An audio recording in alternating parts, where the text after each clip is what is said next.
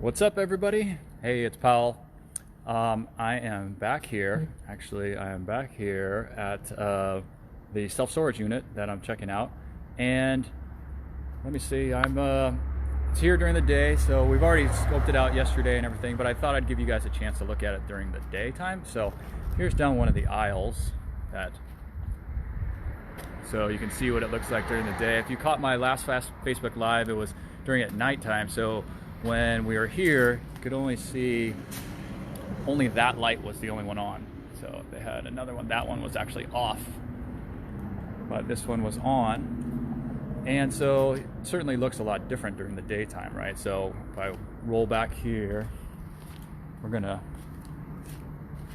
so I mentioned too, like during this time that there was no rental cars available here in Baton Rouge, like zero, like none. Enterprise, Hertz, there's no rental vehicles. So what did we have to do? We had to go get a U-Haul and drive around. This U-Haul is what we're driving around. So that's what we have for today. But you can see here's the main road, the sort of frontage road that we have, and there's a lot of traffic that goes by, and so we have good traffic, which is great for visibility. Signage, you see that? That's the little sign. See that sign? If you can point it out right there. That's pretty much like one of the only signs on here. I mean, I guess they got maybe one or two. So the signage needs to be improved. That's one thing that we're definitely going to improve while we're here. Hello everybody. Hey Derek, thanks for watching.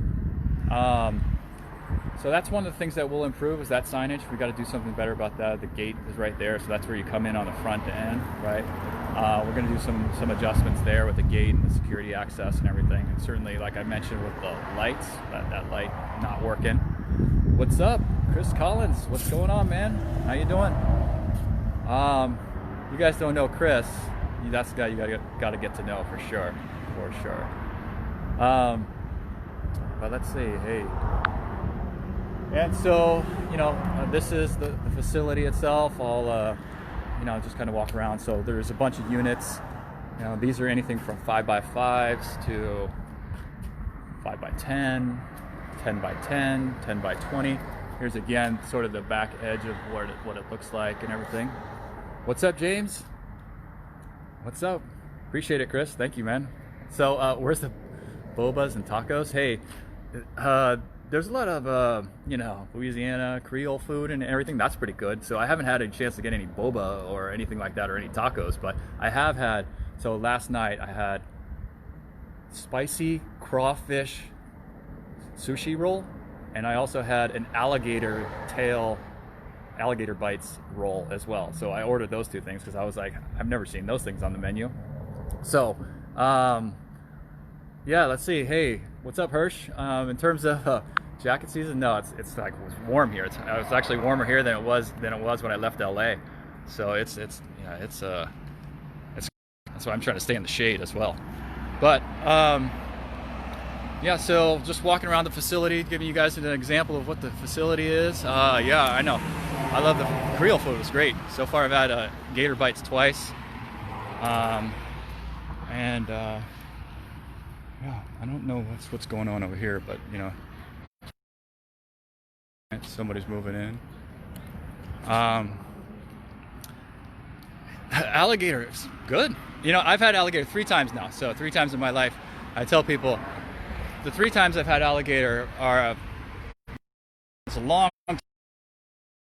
Great. It was kind of like a tougher fillet of fish, Second time I had it was terrible. It was like the wings. I don't know. It's like the arms. It wasn't good. And then last night I had it too. So last night was great. So happy about that. Yeah, you're right, Chris. So I'm trying to stay away from the traffic a little bit because I know it's probably kind of loud. But yes, it's right on one of the main roads here. And this road is expanding. I don't know if you can. I don't want to get too close to just the traffic and everything, but just right back here and it's just basically the next exit, next turnoff right here is a development, residential development that it's looking pretty nice, and it's already fully developed. And I think the houses, we priced them out there, were mostly like 300,000, around 250 to 350. So nice development of new houses. And then just kind of around the other corner is another new development that's going in, and that's only, I would say at this point, probably like 30% filled out in terms of the houses being built. Probably 50% of them are actually got people in there. So that's another development that's going to be happening over the next couple of years. And the resident manager here said that she's been here for, or she's not the resident manager, but she's the manager on site, so she doesn't live here. But she said that it's been, that whole development has been new since she's been here, and she's been here for 3 years. So when she started here 3 years ago, that wasn't there. So just within that 3-year period there, you know, developments are all around the place. So that's kind of nice. And this, actually, I'll just follow up with you. So I don't know if you guys got to see me last night, but last night, that's the front gate over there. Last night the cops came. Like, so we got the cops called on us. And so the sheriff showed up and everything, and he was super cool, really nice guy. And we started asking him a lot about the area and crime and everything like that. And he was like, hey, this is a great area. You know, people called the cops specifically because they saw something that was suspicious, which is you guys looking at a self-storage unit at 8 o'clock at night, no car, looks like you're breaking in, all that kind of stuff. But yeah, he was super nice. He stayed until our Lyft driver came and picked us up because we didn't have any rental vehicle. So we had to do the Lyft driver back and forth. And yeah, so in terms of facility, you know, like, it seems like it's a nice area. We like the area. You know, facility, we're happy. We just got back from checking out some comps. So we visited one of the comps in the area. There's basically 3. We're gonna go visit another one that's probably, you know, it's more of a higher end comp. It's a life storage. They're a REIT, so it's like a big facility, right? And it's not really as comparable to ours, but at least it's like one in the area that we can go take a look at. So we're gonna go look at that one right after this. But we did get done checking out another one. Hey, chat, how are you? Yeah, saw you last night too, chat. Thank you. So the one that we did go take a look at, so there's 2 that are a little more comparable. We just got to take a look at one of them, and it's a nice facility. It's significantly larger than this one. It's more than double. So that one was like 471 units, run by sort of mom and pop-ish type of operation. Nice operation though. I mean, they take care of it pretty well. They got some different style of locks and things like that. So you look at like these type of locks. I can't really see because I can't really see it, but you see that right here. Yeah, different types of locks and everything style that they had. But it was a nice operation, and it was good to see what the competition level's like, because we're actually checking on the occupancy of there, right? Like asking them questions about, oh, 10 by 20 units, how many do you have? Okay, we can't rent it today, but we can rent it maybe in a few days. Do you have any available in a few days? How about 10 by 10s? How about this? You know, and so we're asking them questions, and they seem like they're pretty full. For 471 units, they had 4 of their biggest units available and 4 of their next size. So 4 10 by 25s and 4 10 by 20s available. So that's not very much when you consider how many they have, right? And then 10 by 10s, we asked them that too. They had about 8 or 9 available 10 by 10s. So I mean, they have hundreds of these, you know. So for 471 units, you're talking very little vacancy in terms of that. Now, economic vacancy, I'm not sure, because I don't know who's paying or who's not, but at least in terms of physical occupancy, which is what we're comparing this building to, because this building doesn't have that much physical occupancy yet. So that's going to be one of our things that we're going to do, is increase the physical occupancy. So I've been talking for a long time. What questions do you guys have? I know I appreciate you guys all in here and in here with me, and as I kind of just walk through and hopefully drop some knowledge or drop some you know, things about the property and what you can look for and everything.